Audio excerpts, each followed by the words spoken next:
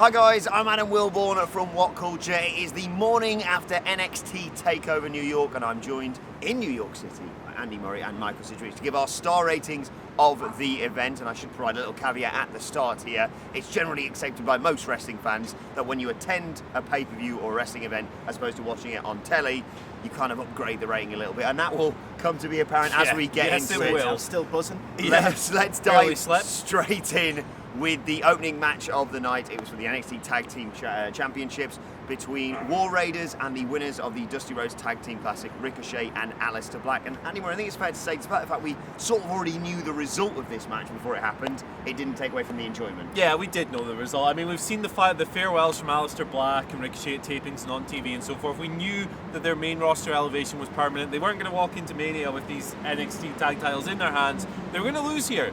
And yet, absolutely none of that mattered, because this match was exemplary. It was exactly the kind of blitzkrieg mess that War Raiders absolutely excel in. And of course, Ricochet and Black as well. You know, I really loved the whole mutual respect story they did between these two teams early on. That gradually unfolded with copycatting of moves and so forth. Big spots. Everything came together really, really well. I was blown away. As far as hot openers go, I don't think they get much hotter than this. No, they gave this match plenty of time, and it deserved it because they told a really good story. Yeah, absolutely. The storytelling. In terms of storytelling, it was clearly the best War Raiders match so far. And I'm almost more impressed by matches wherein you know the result clearly beforehand, because it takes a really good working ability to convince you otherwise.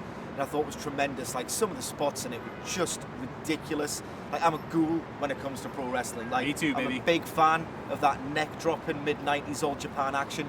Big fan of people getting, like, you know, close to seriously hurt, dropped on their heads. You know, I'm sick. I'm a sick guy.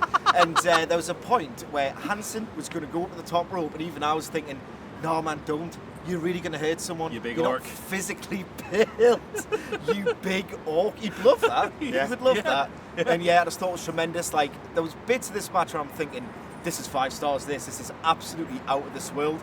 The only thing that dropped it slightly was that there wasn't a big emotional element, because I'm warming on the War Raiders, and I think that's a theme that a lot of people feel like they're not up there quite yet with the Revival DIY, like storytelling, emotional pull. But beyond that, what a tremendously worked match. And a fantastic entrance, we should mention that as well. So your star ratings for this? 4.5. 4.5. Great match. I think we all agree. 4.5 stars for the opening match of the night. Next up, it was the NXT North American Championship match between Velveteen Dream and the undefeated Matt Riddle. This was my second favourite match of the night.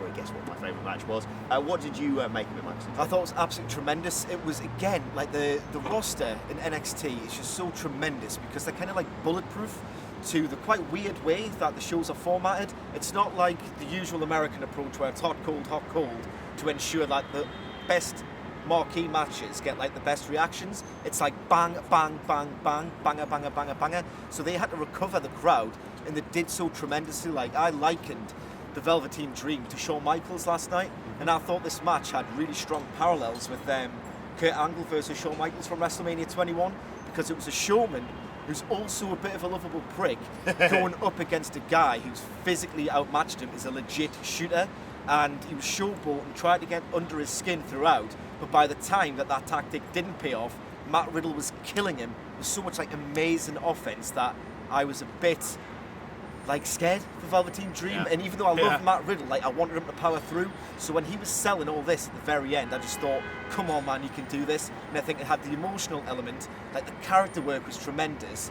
And I'm talking myself into thinking it was 4 3/4 stars. There's a lovely blend of wrestling and his MMA abilities being showcased in there. The Dream provided for this match anyway. I found that I was a little bit worried halfway through the match it was going to be a bit of an okay NXT Takeover match, and then they switched up to another gear, and there was the suplex off the ropes, which just... Me too. For me, the thing that keeps it from reaching that higher echelon of Dream matches is that I thought that the first opening 5 to 10 minutes didn't quite hit the notes I was hitting for. I too was quite worried about how it was going to turn out, but they really swung it towards the end.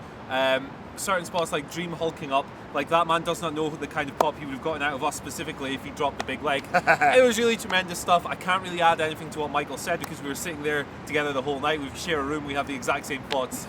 Yeah. It was a really enjoyable match and a fantastic finish, and arguably the most unpredictable match of the night. Yes. With a finish which also gives us a lot of room to go forward with that, and I can't wait to see them face off again. Yeah. Your star ratings for this? For me, 4 1/4. 4.5. I'd say 4.5. So it's 4.5 down the middle. Stick on 4.5 for that. 4 2/3. Yes, yeah, they're fair enough. Don't break the scale. That never That happens. famously hermetic scale. Right.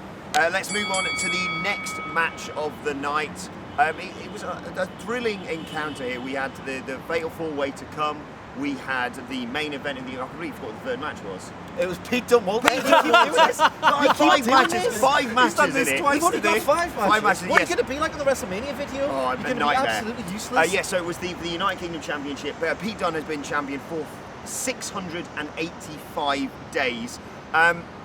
Look, this was a story of slightly less flashy moves, but nonetheless hard-hitting and a really enjoyable story. I might be the high guy anywhere on the planet for this match. I thought this was absolutely outstanding, and if I was watching it on TV rather than in the building, this is one of those rare matches that would have probably come across better watched on the television. It didn't quite get over to the level with the main roster, with the live crowd that the other matches did, because it was a chess battle for a crowd that were expecting big bomb drops. And that's not what this was. This was small, it was intricate, really clever psychologically. It was Pete Dunne stepping into the arena with this gladiator, this movie monster, this imposing beast that was coming to take his 2-year title reign away from him. It was really effectively done. The intricacies were perhaps lost in the big arena, but for me, an outstanding, phenomenal match. Very close to match of the night. Not quite, we'll get to that. You had to scrape Pete Dunne off the mat at the end of this match. Yeah. It was the perfect way to end his title reign for me. Yeah, absolutely. It was a great match for all the reasons that Murray said. I think the problem, as he's disclosed, is that I was watching this live, but I was watching most of it on the screen because a lot of the intricate submission work was like so small scale, and it rewarded those who paid strict attention that you had to watch it on the screen. And I think a lot of people in the arena did this, and they were too rapt looking at what was going on and trying to extract the most from it that I didn't really get the heat. Yeah. But to a degree, that didn't matter to me because the work was so good. And Walter's variation of that powerbomb, where he picked him up, and instead of like controlling the landing, he just shoved him down to the mat, 2/3 across the ring. And then the splash. And the splash, it was just brutal, intricate.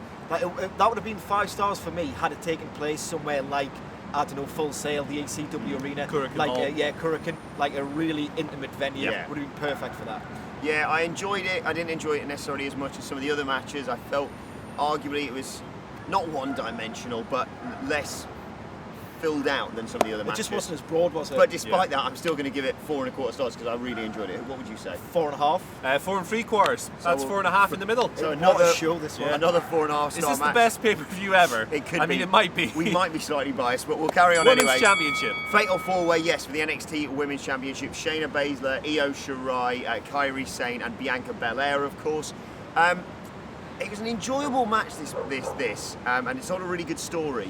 But I know the ending frustrated you. The ending pissed me off. It didn't frustrate me. It was terrible. It was a very, very good match up until the point where Shayna Baszler just tapped Bianca Belair out. Look, the whole point of their title match in Phoenix in January was that Bianca Belair got over in defeat. She got over by fighting through the rear naked choke. So she went down once, she thought it was over, she battled out of it, she escaped. Then she went down the second time, all hope is gone. There's no way she's getting out. And then somehow she gets up to her feet. This absolute ox, this physical specimen, gets up, fights through. Everyone's on their feet. She finally gets over as this top level character, and she passes out. It's too much. It's a real heartbreaking moment. But the key story point of that match was that Bianca Belair, this rookie who's still learning, would learn from this, come back stronger, and she wouldn't make the same mistake again. Came back weaker. Well, yeah, exactly. Guess what? She came back weaker. She came back stupider. Now she's the dumbest wrestler in NXT because she not only learned nothing, she's actually regressed. So they have really hatcheted her character with this. But up to that point, this is the frustrating part. It was a very good match. The story between Io Shirai and Kairi Sane was great in there as well, wasn't it? Yeah, absolutely. My problem is, I don't care because it's a live experience. It was absolutely great. I realise time's pressing on. One thing I will say is that Io Shirai's double moonsault spot was just tremendous because the first rotation was so rapid and short that you thought, oh, she's going to break her neck. No, it's fine. She just broke the other person's ribs. Absolute perfection. It's got that anxiety that I like. And then Shayna rolled out the way, and Io was going to the top of the rope again. I was like, no, you can't, because you barely hit it the first time. So the fact that she hit it the second time, she's obviously working it the whole time to make you anxious. And I just appreciate someone making us feel things when I'd been up at that point for 24 hours. Anyway, let's go to the main event. Yeah, and the finish, of course, when she hit the move on Shirai and Sane was great, but a little bit disappointing. Yeah, brought it down to a 3 1/4 for me. Not a great match. 3 and 3. I'll say 3 3/4 as well. 3.5. So we'll settle on somewhere around 3.5. Right, main event for me, the greatest match I've ever seen live, which is low ball. This is my first ever pay-per-view that I've been to. But despite that, a 2 out of 3 falls match that for me had everything and literally changed my opinion on who I wanted to win halfway through the match. Andy Murray. Yeah, this was absolutely phenomenal. This was an outstanding professional wrestling match. The first 2 falls, I was extremely worried. I thought it was going to be another Black versus Ciampa, another very good but not great takeover main event where the work is mechanical, it's solid, it's neat, it's tidy, there's no real problems with it. It just doesn't really excel because they didn't bring out their characters in those first 2 falls at all. It was just 2 good wrestlers having a good wrestling match. You could see that anywhere in an indie show, anywhere across the city this weekend. But that third fall was the best 10-15 minutes of wrestling I have seen all year. It was phenomenal. The way they ratcheted up the drama and pushed their characters, not just their in-ring skills, their characters to the forefront, I thought was astonishing. And I know there's a degree of fatigue for Johnny Gargano, the Dark Side storyline I personally hated, but every time this guy gets into the ring in these situations, my God, he delivers. I really like the mentality of Adam Cole submitting so quick. Yes. Because he knew he had that fall in hand for him. Talk about that last finish, because we talked about this. We've been conditioned, or I certainly have as a main roster WWE fan, to know where a match is going to go when there's interference. Yeah. And they just blew my mind. I didn't understand what wrestling was anymore. It was absolutely incredible because what happened for me, and I agree with Murray on the first 2 falls, the first 2 falls were like 3 3/4 to fall, but that last fall was so incredibly dramatic that it was hitting like the 6 scale. Yeah.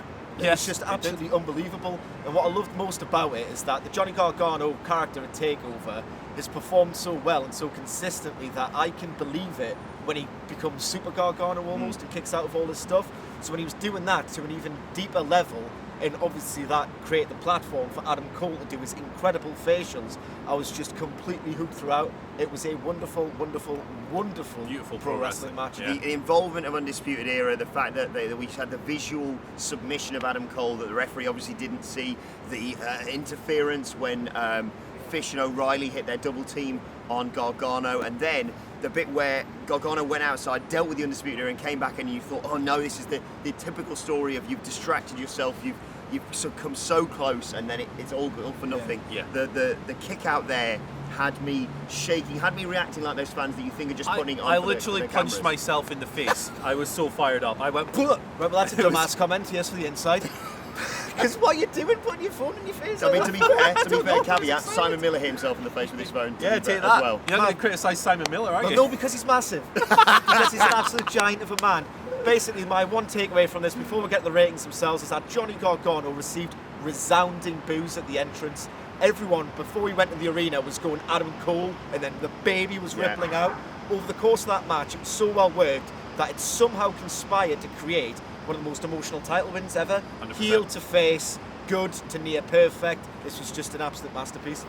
Wonderful Johnny match. wrestling Adam Cole. I was part of the Adam Cole section at the beginning, and by the end, I was all Johnny wrestling. A fantastic match for your star rating. I was still good when my man Adam Cole didn't win. 4 3/4.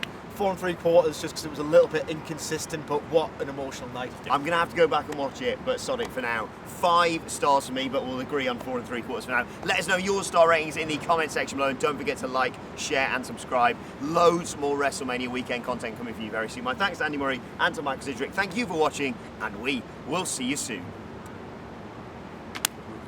What a I shame. can't remember the middle